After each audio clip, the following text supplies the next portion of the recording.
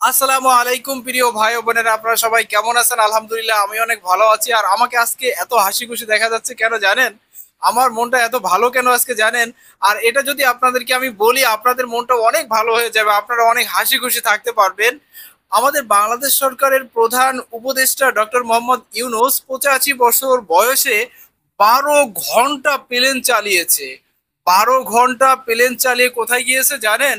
12 ঘন্টা প্লেন চালিয়ে উনি ইংল্যান্ডে গিয়েছে তারেক রহমানের সাথে দেখা করার জন্য। তারেক রহমানের সাথে দেখা করার জন্য উনি 85 বছর বয়সে 12 ঘন্টা একটানা প্লেন চালিয়ে উস করে চলে গিয়েছে। কিসের জন্য? কারণ বাংলাদেশে উনি আর কোনো ঠাঁই পাচ্ছে না। বাংলাদেশে কার কাছে যাবে? উনি যে কি সমস্যায় আছে সেটাও আমি জানি না।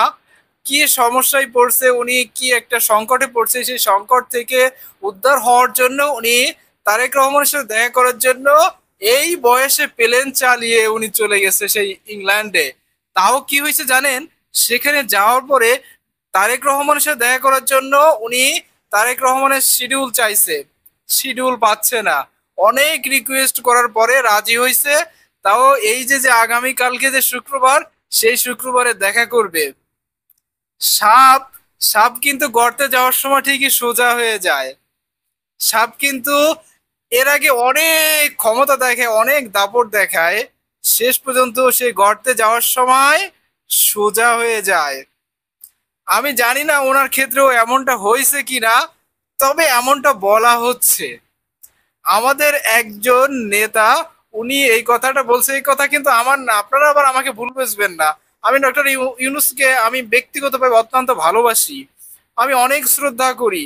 আমি মনে করি যে এই ধরনের একজন মানুষ বাংলাদেশে জন্মগ্রহণ করাতে বাংলাদেশের ভাগ্যের ব্যাপার। ওনাকে নিয়ে সারা পৃথিবী গর্ব করে। সারা পৃথিবী ওনাকে বলে যে উনি বাংলাদেশের নয়, উনি সারা পৃথিবীর সম্পদ।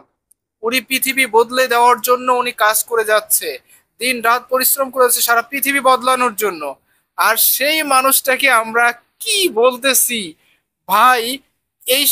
এই যে যে কথাগুলো, এটা যদি সত্য হয় আমার কোনো আপত্তি নেই, কিন্তু এই কথাটা যদি মিথ্যা হয় সেখানে তো আমার আপত্তি থাকবে। কারণ অতীতে যে এই যে যে আমাদের দেশটাকে যারা রিপ্রেজেন্ট করছে, মিথ্যা, সম্পূর্ণ মিথ্যা গুজবের উপর দিয়ে আমাদের দেশটা চালাইছে তারা। এই মিথ্যার আশ্রয় কিন্তু বেশি দিন থাকে না, মিথ্যা বেশি দিন টিকে থাকে না, সত্যের জয় হয় শেষ পর্যন্ত।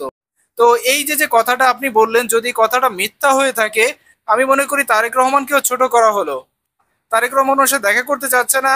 অনেক রিকোয়েস্ট করার পরে ওনার সাথে সাক্ষাৎ করতে তারেক রহমান রাজি হয়েছে। এটা যদি মিথ্যা হয়, আমি মনে করি আপনি তারেক রহমানকেও ছোট করলেন।